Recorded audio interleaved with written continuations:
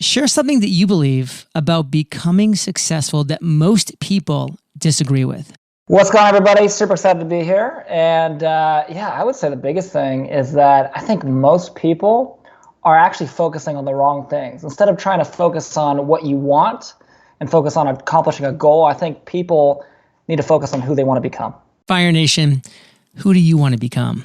Who is the individual you want to become? Do you want to be a philanthropist? Do you want to be generous? Well, you might be listening to the right episode because we're talking about making money by giving it away. So this almost sounds too good to be true, Spencer. So let's talk about it. Surplus funds. I chatted a little bit about it in the introduction, but I want to get detailed about what exactly surplus funds are. That's a great question. And listen, when I first learned about it, I had the exact same reaction that I'm sure a lot of people do, which is this even real? Like this has to be, some BS or a scam or something like that. And what I realized is just like anything in the world, where there's an opportunity is usually caused by a problem.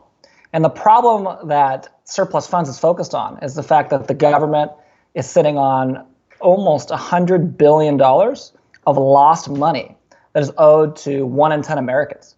And I figured out many years ago that if I just connected those people with their lost money that they don't even know that they're owed in most cases, I could collect a finder's fee, 10, 20, 30%, and make full-time income, literally not selling anything, just giving away money. So Fire Nation, this just might not be too good to be true. This might be the reality that we're all hoping for here. So I want to go into the next obvious question here, which is how?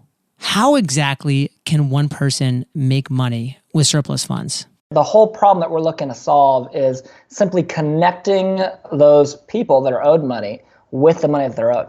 And so we created a proprietary process to do this. We call it Find, Connect, Collect, because ultimately, that's all it really comes down to. Finding people that are owed money, connecting with them, and then collecting their money, and of course, a hefty finder's fee for your time. So what that looks like tactically is going on different websites. In fact, everyone in your audience that's listening, I would challenge all of you guys to go on Google and search, the state that you live in or the country that you live in, followed by the phrase unclaimed property. And what you'll find out is that in most places around the world, there is a website, government website, with literally hundreds of millions, billions of dollars of lost money that's just sitting there for you to collect. And a lot of people are owed money. So find out if you're owed money. And once you find if you're owed money, find out if you can get a list of people that's owed money, right? Once you have that list, you just connect with them, you call them, you can use different marketing tactics that, of course, automated marketing, you can hire virtual assistants. There's many different ways to do it, but you connect with them. And then ultimately you get them to want to work with you simply by saying, look, we can help you collect this money. And it's a pretty easy, straightforward process that we've been doing. We've helped, literally thousands of people collect money, and collect money for them and collect yourself a finder's fee. So let's get a couple specific examples. Like this could be an example from you in your life, maybe from somebody like your mentor, David Church. Give us a specific walkthrough of like what this could look like on a kind of blow by blow basis where you did X, you did Y, you did Z, and then ABC happens. I would say one of the best examples I have is my grandmother. So my grandma was owed money. She was owed about $7,000 from an insurance payout from the 1960s that she never received. And what happens is when someone's owed money legally, there's some form of legal binding agreement between a company or a person and another person and another company. That money has to be paid out to that person. And if for some reason party A can't find the person that they're supposed to be paying, they're legally required to pay them. They have to send that money to the government, and the government just holds on to it. So the state of California had been literally holding on to this $6,000, $7,000 since the mid-1960s when this insurance payout happened. And it took me, until I really got into this, just several years ago now, I looked up all my family members and I was like, oh, my grandma's owed $7,000. So of course I didn't charge my grandma. I didn't collect a finder's fee from my grandma because it's my family. But I went through the same process. I gave her a call and I said, Grandma, I have some great news.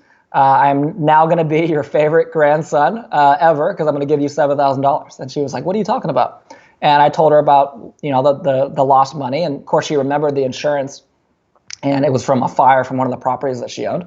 And she had no idea she was owed the money in the first place. So I just told her, here's some forms. I sent her some forms, and obviously again, I'm not collecting any money personally, but just said, here, fill out these forms. We submitted it to the state, and the state sent her a check. So that's typically how the process goes. Now, the other side of things is there's many different ways that people are owed money. And one of the most powerful things that we do is we work with people that have just gone through a traumatic event known as foreclosure. And especially now moving into this, potential recession that everyone's talking about, we're probably going to see a pretty big uptick in foreclosures in the next 24, 36 months. And what happens when those foreclosures go on the market and they sell at auction, that excess amount of money. So let's say someone owes $100,000 back on their mortgage, and if the house sells for $150,000 or $200,000, that extra money that's not owed back to the bank, that's supposed to be paid out to the person who got foreclosed on. But we all know banks are not in the business of actually going and giving away money, right? So they just try to get rid of that money and send it to the state as quickly as possible. And it gives us an opportunity to come in and connect the dots there, give that money back to someone who really needs it, who just lost their house, probably lost their job, in many cases is living at home with their parents or with another family member, and now has a nest egg that they can restart their life with. So that's probably my favorite side of this business. But the beautiful thing is there's many different ways someone could be owed money. I mean, this Fire Nation is something that you can give a gift to a family member of. This is such a cool story here. I can only imagine the joy your grandmother got when she received that $7,000. Now, this was from the 70s, as you mentioned. Is there any interest this money's making? Is it collecting, or is it just literally a stagnant dollar amount since that date? That's an amazing question. So one of the things that's really interesting about the industry that I'm in is there is interest that's being produced, but the government actually gets to cheat and take all the interest. And so the reason why there is so much money that's stuck there, and literally some people that are owed money, just to give your audience an idea, Kevin Hart, famous comedian, is owed money. Elon Musk is owed money. Former President Trump is owed money. Okay, so the former head of the government is owed money from the government, right? And the reason why that is because the government has an incentive to keep the money, right? Because they get to collect interest as tax revenue, basically, as long as the money stays there. So unfortunately, that's the way that the system is. But again, that creates an opportunity for people like me and people like you guys to come in and build an income for yourself while actually going out and helping other people too. The head of the government is owed money by the government. That is sweet, sweet, ironic justice, Fire Nation. And we have so many more cool things to talk about when we get back from thanking our sponsors. I don't have to tell you how quickly routine operations can become way overcomplicated once you start introducing different software programs into the equation. And as business owners, we don't have endless amounts of time to be Frankensteining our processes. So imagine if you could streamline those routine operations tasks like lead management, employee onboarding, or even customer support. That's what's awesome about Zapier. Zapier makes it easy to connect all your apps, automate routine tasks, and streamline your processes so you can free up your time. We use Zapier to help us with customer service follow-up to make sure our community feels taken care of and knows we're here to help. Ready to take your systems to the next level with the help of Zapier? Join the over 1.8 million people and businesses that use Zapier to streamline their work and find more time for what matters most. See for yourself why teams at Airtable, Dropbox, HubSpot, Zendesk, and thousands of other companies use Zapier every day to automate their businesses. Try Zapier for free today at zapier.com/fire. That's zapier.com/fire. Are you ready to grow your business now? What if you could learn the proven systems and processes that have been used to grow thousands of multi-million-dollar success stories? At thrivetimeshow.com/eofire, see how Clay Clark's proven business coaching has helped thousands of entrepreneurs to increase profitability dramatically. Clay's proven business coaching program is month to month and less money than hiring an average minimum wage employee. Sound too good to be true? Go to thrivetimeshow.com/eofire to see thousands of documented success stories. Because Clay only takes on 160 clients, he personally designs your business plan for you. Then Clay's team of talented designers, videographers, web developers, workflow mappers, and accounting coaches will help you implement that proven plan. See thousands of verified success stories and schedule your free 101 13-point assessment with Mr. Clay Clark himself today at thrivetimeshow.com/eofire. Knowledge will not attract money unless it is organized and directed through practical plans of action. Get your proven plan and schedule your free 13-point assessment today at thrivetimeshow.com/eofire. Are you looking for a platform that's easy for your entire team to use and that also helps your business grow better? HubSpot is a CRM platform that's built to help businesses from startup to enterprise with tools and features teams actually use. Instead of wasting time trying to manage your software, what if you were actually uncovering customer data insights like the average time it takes your team to close a sale? HubSpot is here to make your work life easier with things like their Sales Hub. HubSpot's sales software ties all your data and tools together in one intuitive, easy-to-use platform so that you can close more deals without more tools. And their Marketing Hub, where you can build your entire marketing funnel to attract and convert more leads while keeping your sales team in the loop every step of the way. These are just a couple of the ways HubSpot eliminates friction, empowering your team to do their best work. Learn how HubSpot can make it easier for your business to grow better at HubSpot.com. Spencer, we're back, and I just loved that example of the grandmother so much. I'd love another example. Like this could be a friend of yours, a client of yours. Just stretch back into your memory banks. What's another really cool example of a time that somebody followed this process and found that they did in fact have some significant money waiting for them? I think one of the coolest successes and stories that I've had since I've really gotten into this in the last several years. We worked with this lady. Her name was Stephanie. And when we started, she was a student of ours. We teach obviously how to do this. She came in and she was working as a postwoman. She had been working in the post office her entire life and just wanted a change and really wanted to do something different. And came in and honestly, John, really struggled, like really struggled because she didn't have any of the baseline knowledge or anything of being an entrepreneur. I mean, she never even considered being an entrepreneur, right? So we worked with her and we kind of coached her and worked with her. And I'll never forget the day I got an email, and this is maybe 4 or 5 years ago now, that she had gotten she's like, oh, I got a yes, I'm super excited. Like I got to send over the paperwork to get this deal confirmed. And I said, cool, let me jump on a quick call with you. So I jump on a call with her and I'm like, cool. So, I mean, how much money are you recovering? And typically, a deal ranges, it ranges pretty wildly, but, we'll see deals probably on average about 10 to 20 grand, sometimes they're around 50 grand, right? 100 grand. And that's total money recovered. And then obviously, you get a percentage of that as your finder's fee. Well, I asked Stephanie this and she was like, oh, it's $487,000. Whoa. And I'm like, whoa, what do you mean it's $487,000? Like, is this more than one deal? She's like, no, it's just one deal. It's $487,000. And what had happened was, as I mentioned before the break, when families go into foreclosure, again, they can be owed large sums of money. And this was a particular individual who was pretty wealthy and had a very nice house. But when he had passed away, his kids inherited it and they just didn't take good care of it. And, long story short, ended up with this massive amount of surplus that she got to recover. And she ended up making, I think it was like 70 grand on one deal. So, that was really cool to me because, you can literally see someone's life changed, not only from the family that she helped out, and getting closure on kind of their loss, but also with her. She just made an entire year's income in one deal. Now, how exactly does it work when you essentially, are doing the work, you find the money that's been lost and yada, yada, you contact the family, but they're like, well, wait a second, this is my money. Yeah, you found it, but it's my money. I don't want to pay you a finder's fee. How does that approach work? Is that kind of part of your coaching and that's part of your guidance, or is there an actual locked in finder's fee that's kind of regulated by law? Surplus funds is kind of the Wild West of the real estate world. And that's originally where I learned it from. And in the real estate world, it's if you're a realtor, you get, 3%, and yes, it's negotiable, but for the most part, it's you're getting 3%, right? Maybe you get 2.5 or something, but it's somewhere in that range. With surplus funds, it's in many ways, it's a unique opportunity, right? And it's a blue ocean because of the fact that most of the time people haven't ever heard of a surplus fund recovery agent. So they have no idea what makes sense, which on one hand, unfortunately creates an opportunity for a lot of people to get scammed. And one of the things that my company has really kind of fought hard against is people coming in and doing what we do and, basically misleading people and saying, hey, we think you're only owed $1,000, when in reality, they know they're owed $100,000, right?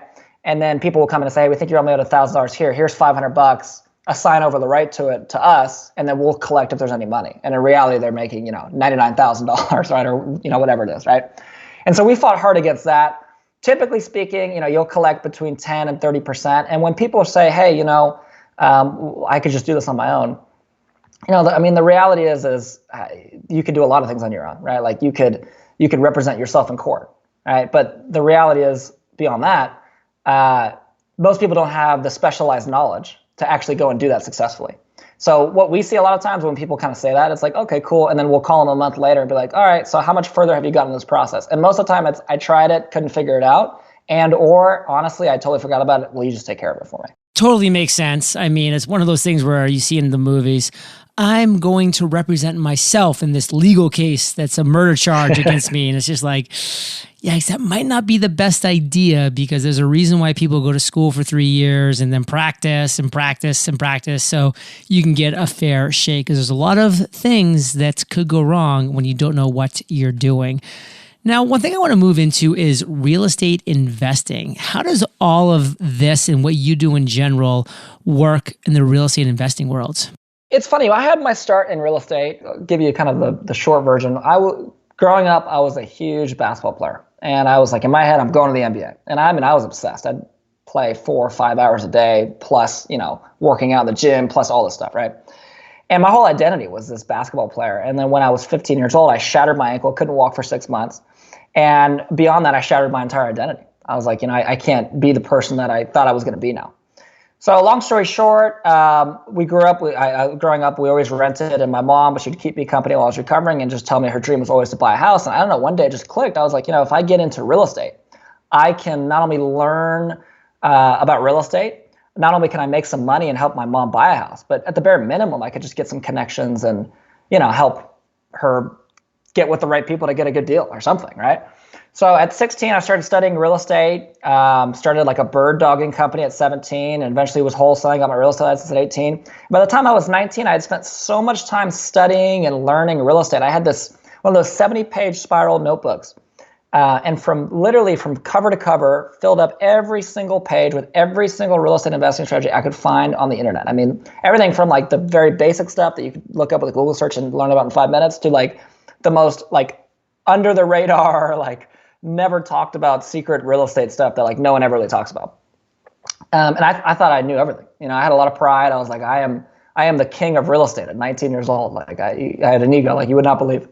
And one day I was at this real estate meeting, and it was like this little mini real estate club with like 15 people in it. Okay. And this guy goes to the front of the room, and he starts talking about this idea of surplus funds, of recovering money after someone goes to foreclosure. And I've got my 70-page notebook, and I'm scrolling through this thing, and I'm like, what the heck is this guy talking about, right? And I can't find it in my notebook. And so now my default was, oh, he must be scamming us, right? Kind of like we talked about earlier. It's like, this sounds too good to be true. So I'm raising my hand, and I'm asking him some very direct questions, kind of in front of everybody. And every time I ask him a question, he doesn't get mad, he doesn't get angry, he doesn't get upset. He literally just answers the question, and it makes perfect sense. And now I'm getting more angry because I'm like, oh, this guy is one up at me. So I'm going through, I keep going, ask him 4 or 5, 6 questions. He keeps answering all of them. So after he goes and he's done, he was a guest speaker at that event. The guy that ran the event was a good buddy and kind of a mentor of mine. I go up to him, his name was David. And I said, David, why would you have this guy as a scam artist? This is not real. And David looks at me and says, what are you talking about? I said, the surplus fund thing, this can't be real. There's no way. He looks at me, he's like, Spencer, I've been doing this for years. Like, what do you mean this isn't real? And I was like, there's no way. Like, teach me how to do it. So he teaches me how to do it, and I start making money with it. And I'm like, dude, this is amazing. I'm like, not only I was making cold calls to people who had just lost their house, and I was, who were losing their house, and I was offering to buy their house in foreclosure. Okay, not very much fun. Then I was making cold calls to people who were in probate, so they just lost somebody, and I was offering to buy the house they just inherited. Right, also not very fun. But now I was making cold calls, literally telling people that I want to give them money. And it was like the easiest cold call ever. I was like, this is like the easiest product to sell ever. So it's just money. And I was like, dude, why is no one talking about this online? And that was the point where I was like, we need to bring this online and educate people about this, because especially if you're in real estate, but if you've been in any entrepreneurial role or any type of role where you're communicating with people, sales, marketing, anything like that, and you want an opportunity to create an income, whether it be a side income, a main income, this is a vehicle in which you literally don't have to sell anything. You just have to give away money. And the person that gives away the most money wins. Fire Nation, these are the kind of things where when you're in the right place and you're just open, you can be lucky. You can learn some cool things here. I love to say that luck is where effort meets opportunity. And where was Spencer? He was in the right place, the right time. He wasn't necessarily open at first. I mean, he was a little skeptical, sounds a little scammy, a little slimy, but he kept digging, he kept asking questions, and he found this opportunity that's just absolutely nuts. So with everything that you share, Spencer, let's end with a bang. How can Fire Nation get started in what you've done? Surplus funds, with all of this jazz, what you've learned from David Church, etc. How can Fire Nation get started? Jump over to my YouTube channel, Spencer J. Vann.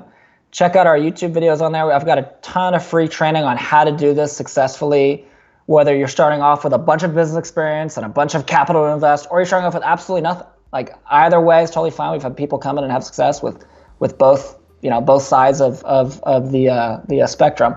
And like John just said, come in open, ready to learn. And that was one of the biggest lessons I learned from that day, was like, I might think I know a lot, but let's always be, take a step back and be ready to learn when there's an opportunity, because you never know what you're going to find out. So go check out my YouTube channel, go watch some of those training videos, and trust me, you'll be blown away at some of the success we have. Our top students doing about $5 to $6 million a year in income from giving away money. And we've got, 5,000 students, give or take. So go check it out. Fire Nation, take action, make it happen. At least give yourself a chance to learn something new, and then you make your decision. Does this feel right? Does this look right? Does this excite me? If it does, you take the next step, because you're the average of the 5 people you spend the most time with, and you've been hanging out with SV and JLD today, so keep up the heat. And head over to eofire.com, type Spencer in the search bar. The show notes page will pop up with everything we talked about today, links to everything. And check out his YouTube channel, Faux Show. And Spencer, I want to say thank you for sharing your truth, your knowledge, your value with Fire Nation today. For that, we salute you, and we'll catch you on the flip side. Appreciate you, brother. Hey, Fire Nation. Today's Value Bomb content was brought to you by Spencer and Fire Nation. Over the last decade, I've interviewed more than 3,000 of the world's most successful entrepreneurs, and I've created a revolutionary 17-step roadmap to your financial freedom and fulfillment. I put it all into my first traditionally published book, The Common Path to Uncommon Success, personally endorsed by Seth Godin and Gary Vaynerchuk. The Common Path to Uncommon Success is the step-by-step guidance that you need to achieve the lifestyle of your dreams. Visit uncommonsuccessbook.com, and I'll catch you there or on the flip side. Is this your year? Visit thrivetimeshow.com/EOFire to see how Clay Clark's business coaching helps thousands of entrepreneurs to dramatically increase profitability. It's month to month and less money than hiring an average minimum wage employee. Schedule your free consultation today at thrivetimeshow.com/EOFire. Discover the secrets and strategies to turn your content into profit with hosts Luis and Fonzie Camejo as they discuss topics like the how to be nice principle that's costing you a fortune. Listen to Content is Profit wherever you get your podcasts.